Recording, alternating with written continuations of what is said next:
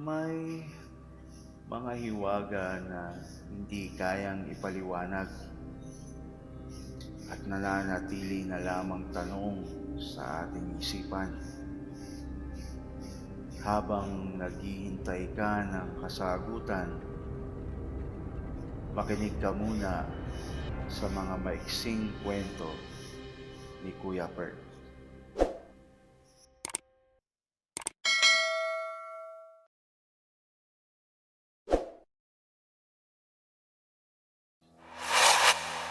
Ang pagbabalik sa kanyang panahon.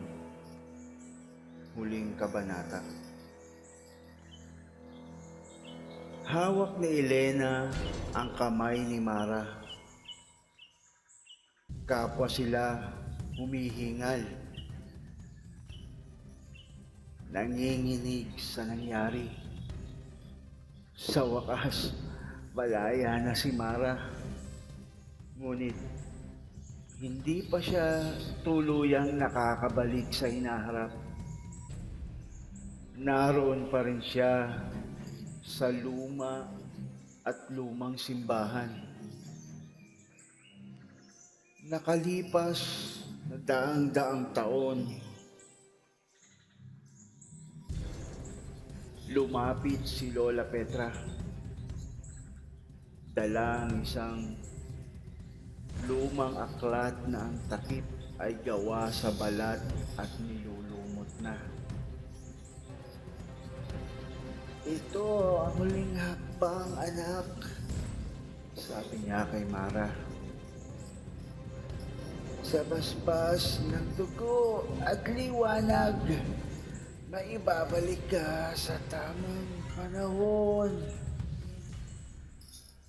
Sa gabing iyon, sa ilalim ng liwanag ng buwan, isinagawa ni Lola Petra ang sinaunang ritual. Pinaghalo niya ang patak ng dugo ni Elena, tanda ng kanilang ugnayan, at ang liwanag mula sa pendant ni Mara. Bumuo ito ng isang portal, isang umiikot na pintuan ng liwanag at hangin, kasing kinang ng bituin.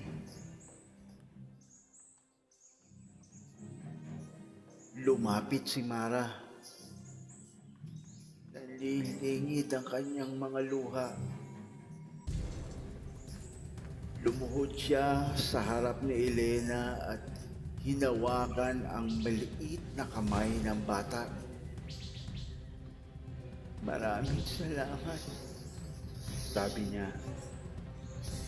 Ang tinig niya'y naglalaman ng daan-daang taon ng pangungulila.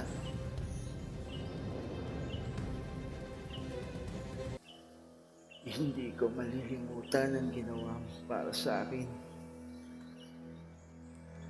Mag-ingat ka, ate, mahinang sabi ni Elena habang pinipigil ang mga luha. Ngumiti si Mara. Ang unang tunay na ngiti niya matapos ang matagal na pagkakabilanggo. Humakbang siya sa portal. Isang huling pagtanaw kay Elena at Lola Petra. Saka siya nilamon ng liwanag. Sa hinaharap, nagmulat si Mara sa sahig ng kanyang laboratorio. Para bang walang nangyari. Ngunit sa paligid niya, may mga bakas na lumang dugo. Ang pendant sa kanyang liig, ang basag na salamin sa kanyang mga kamay. Tumakbo siya palabas, sa labas ng kanyang bahay.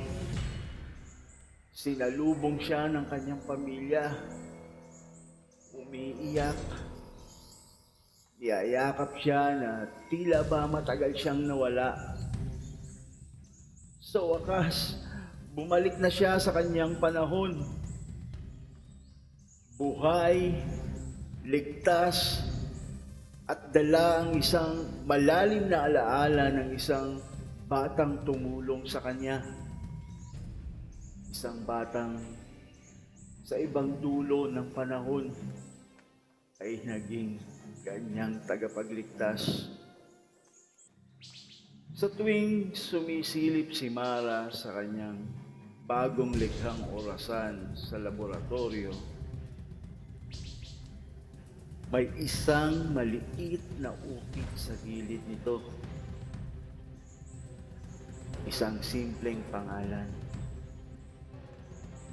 Elena. At sa tuwing dumarampi ang malamig na hangin sa kanyang balat, naririnig niya ang bulong ng nakaraan. Hindi ka kailanman nag-iisa.